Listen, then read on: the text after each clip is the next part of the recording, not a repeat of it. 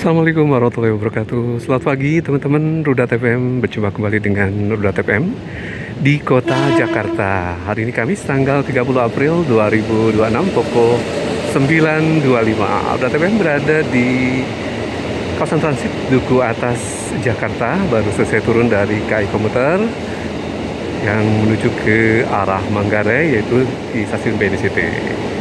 Nah, kita kembali ke Jakarta nih teman-teman setelah sekian lama absen ya, Rudat FM.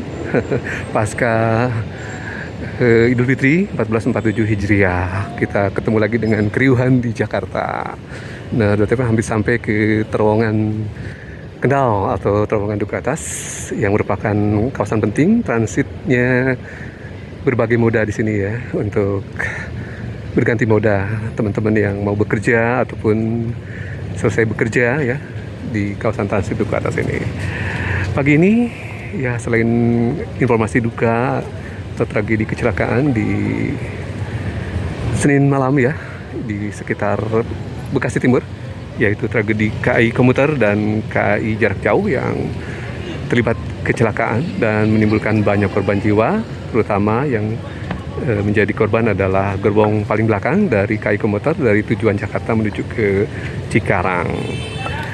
Rudat FM sudah menyatakan turut berduka cita atas kejadian ini ya. Semoga saja tidak terulang, dan ini merupakan momentum untuk perbaikan bagi KAI dan KAI Komuter untuk memperbaiki faktor-faktor keselamatan. Dan kita juga di akhir pekan atau akhir bulan, di bulan April 2026 ini, kita ingin menyoroti juga kondisi ekonomi saat ini yang merupakan menjelang awal bulan ya. Jadi kita sudah flashback bahwa beberapa bulan lalu Indonesia termasuk yang terdampak atas perang Iran yang merupakan agresi dari militer Amerika Serikat dan Israel ke Iran, dan salah satu yang menjadi sumber permasalahan adalah naiknya harga minyak dunia. Indonesia terdampak ya teman-teman, dan sudah beberapa waktu lalu ada penyesuaian atau adjustment terhadap harga minyak, terutama harga minyak non subsidi, di mana ada Pertamax Green, Pertamax Turbo, kemudian Dexlite ya yang sudah di adjustment harganya dan dinaikkan cukup banyak juga ya teman-teman.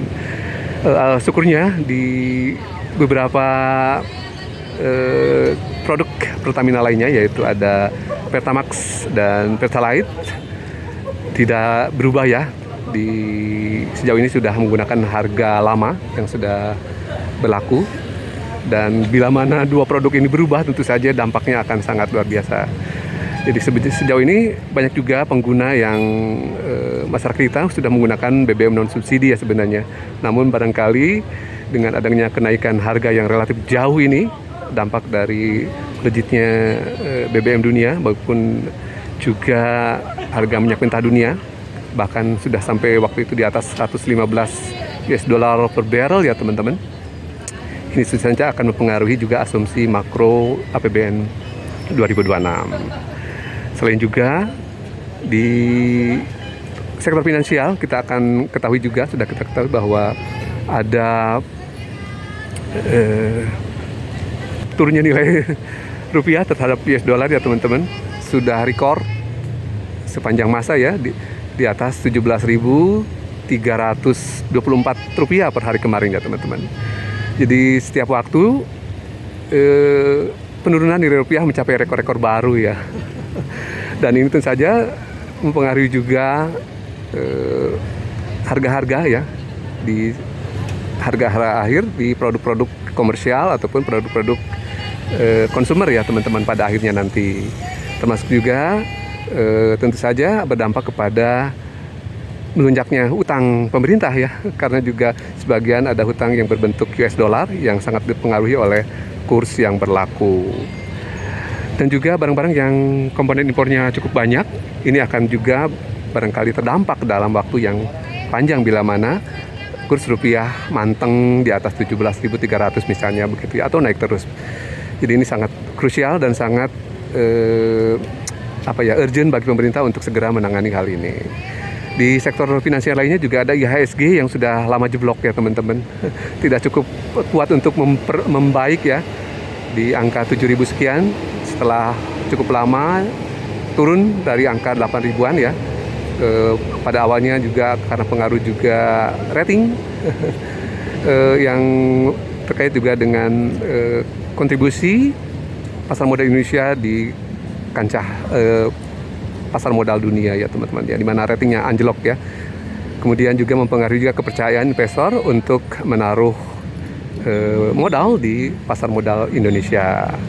Dan hingga Maret 2026 sektor tenaga kerja berdasarkan laporan Kementerian Tenaga Kerja juga masih banyak atau ribuan pekerja Indonesia ter-PHK ya, di luar mereka yang mengundurkan diri ataupun cacat tetap total gitu, ataupun yang meninggal dunia. Jadi sudah cukup banyak nih